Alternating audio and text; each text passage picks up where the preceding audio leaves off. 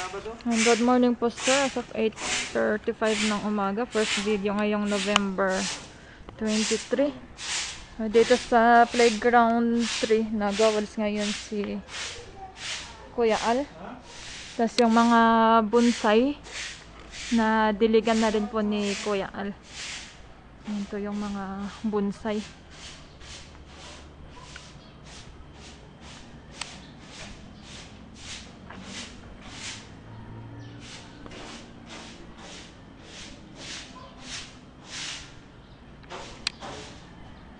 Yung mga ibang halaman din dito na diligan na rin ni Kuya Al.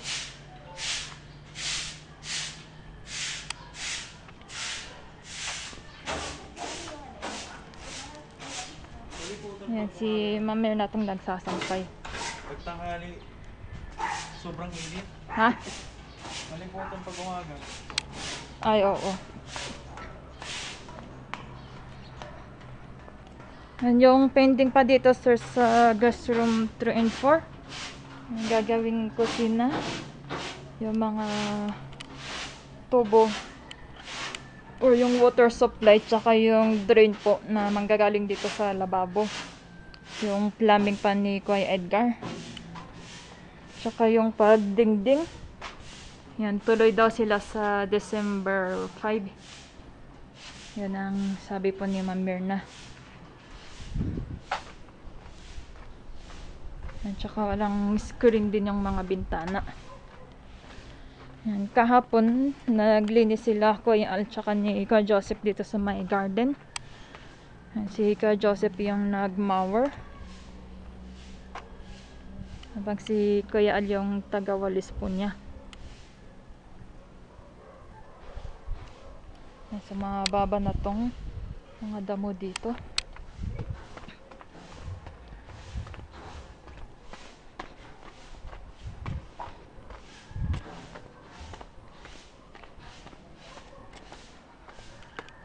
Yan po, malinis na ulit siyang tignan. Tsaka yung mga ilalim ng golden bush na linisan na rin to ni Kuya Joseph nung Saturday.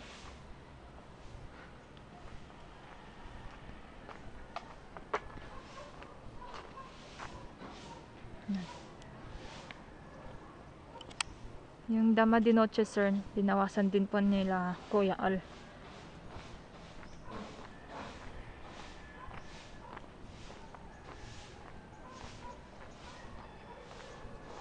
Yung peanut grass dito sa may apartel 1. Yan, pinaikot na lang po nila Kuya Joseph dito sa may plant box ng pine tree. Yan, hindi po nila pinudpud lahat.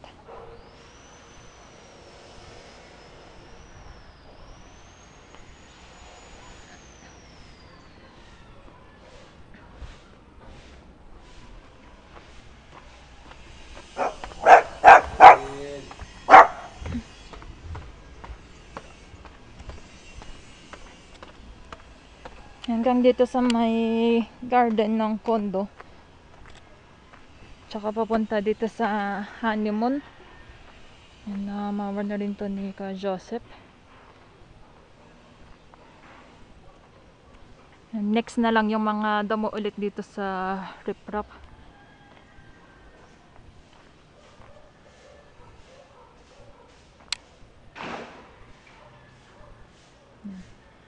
Malinis na ulit tignan.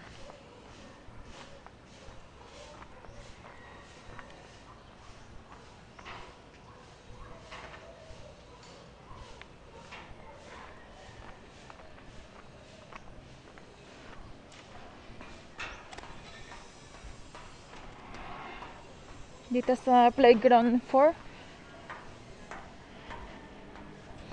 Nakapag-mower na rin po dito sir si Kuya Joseph kahapon. Natapos naman niya pala yung pag-mower. Yung mga pinag-moweran na lang, ito yung hahakutin daw ni Kuya Al mamaya pagkabili po niya ng mga gamit.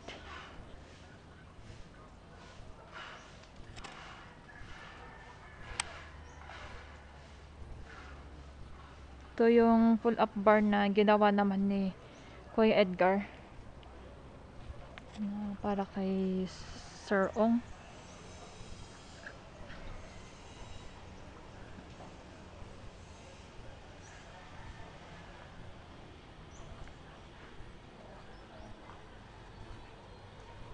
So, simple lang yung ginawa dito ni Kuya Edgar.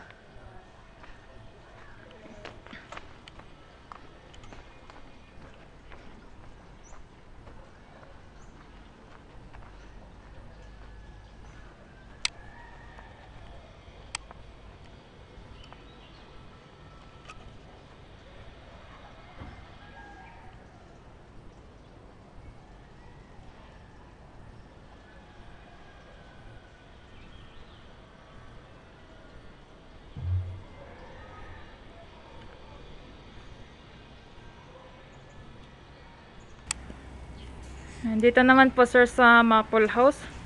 Nandito ngayon sila Kuya Edgar tsaka si Kuya Joseph. Habang pinapatuyo pa nila yung running canal na nasa may parking. So dito muna sila gumagawa. Yung canal po dito sir. Yung tinutuloy nila Kuya Edgar. Ay. Yan yung manhole 1. May takip na po sir. Yung manhole 2. Nandito naman, nakaabang naman na yung takip niya. Papalitadahan pa ito ni Kuya Edgar. Manhole 2. Tsaka 3. Yan, papalitadahan pa po ito. Pero may takip na po. Ito ba yung takip na, Kuya Ed? 3. Yan yung pang 4. Hindi pa po nagagawa.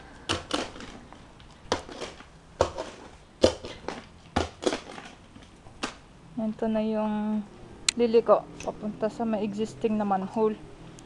Kaso mo, malalaki daw yung mga bato dito. May bakal din siya. Saka may bakal. Tapos ilalim naka-grout. Naka-grout pa. Oo. Sa ilalim sana kami ng biga dadaan. Naka-grout din. Kahit pag sa ilalim. Oo. Lalaki ng bato. Yung malalaking bato pang nandito. Ano? Okay na sana kung diyan kami duman sa ilalim. Diba? Kung may portable sana, kung kaya yan eh. Portable na, ang tawag doon, hammer, jackhammer. Kila kila Kuya Fernando. Yung ginagamit nila noon. Oo, yung jackhammer na gano'n. Importante sa atin yun. Yung utol ko meron. Malaki-laki lang siya sa drill. Pero malakas din. Basta yung mga makita. So ano na Kuya Ed? Ayun o, lumitaw na yung bakal. Oh, may bakal din pala. Kala ko hanggang dyan lang yung bakal niya. Hanggang dito sa may labahan ng ano to eh. Oo, hanggang dyan. Dugtong yan doon. Hanggang sa rip-up. Kaya nga. Dugtong yan. Nakakuha yan. Nakatyping. Saan man napapadaanin? Sa ilalim na talaga pwedeng dumaan yan. Sa ilalim pa? Oo. Ito, hanggang dito yan.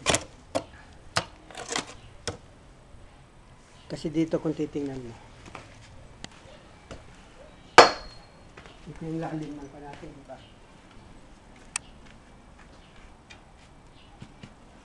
Yan yung lalim ng... Oh, sakto lang yan dito. Ha? Pag dito, maganda ng cleaving niya. Oh, no? Ito sana. Kasong laki naman yun. Ito ang kukunin namin. Mahihirapan na na si Kuya Joseph. Hindi, mayarapan tayong ifan to. Kailangan talaga dito jackhammer.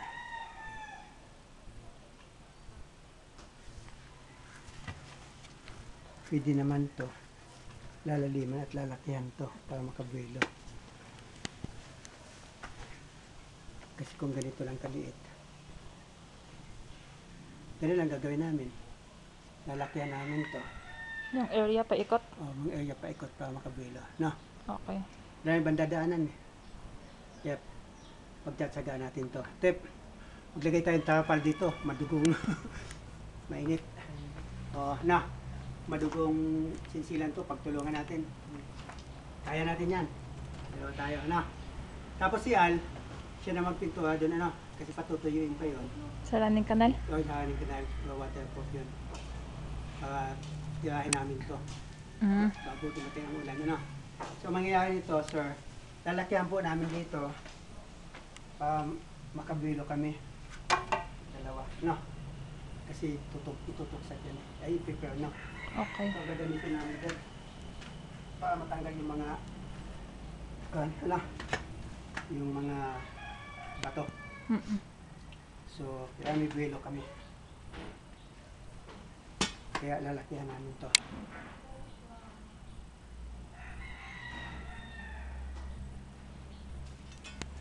Ito muna ang tirahin namin para may latag yung PVC. Yung i-apply ni Kuya Al sa taas, waterproofing lang. Oh, waterproofing lang yun. Hindi na ulit papalitatahan. Hindi na, pipintuhaan na lang ng kwan yan. Mm. Ng yung waterproofing din. Ang ipipintuhan natin doon yung tawag nun?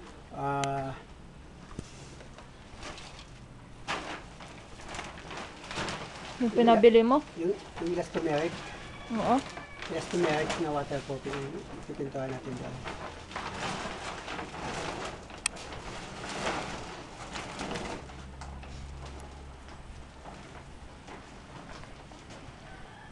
Pep, tali mo dito na.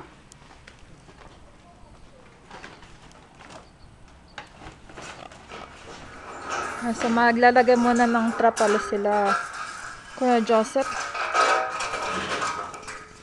Iba din kasi yung sikat ng araw ngayon. Masakit sa balat. Tali mo dito, Pep. Tapos tali mo dyan. Tapos lagay natin dito na. Yung dulo-dulo niya. Akin na isa. Ayan po sir, na ilatag na po nila Kuya Edgar tsaka ni Kuya Joseph tong trapal. So, malilim na dito sa may pinagagawaan po nila. Pep, lagay mo dito yung mga bato.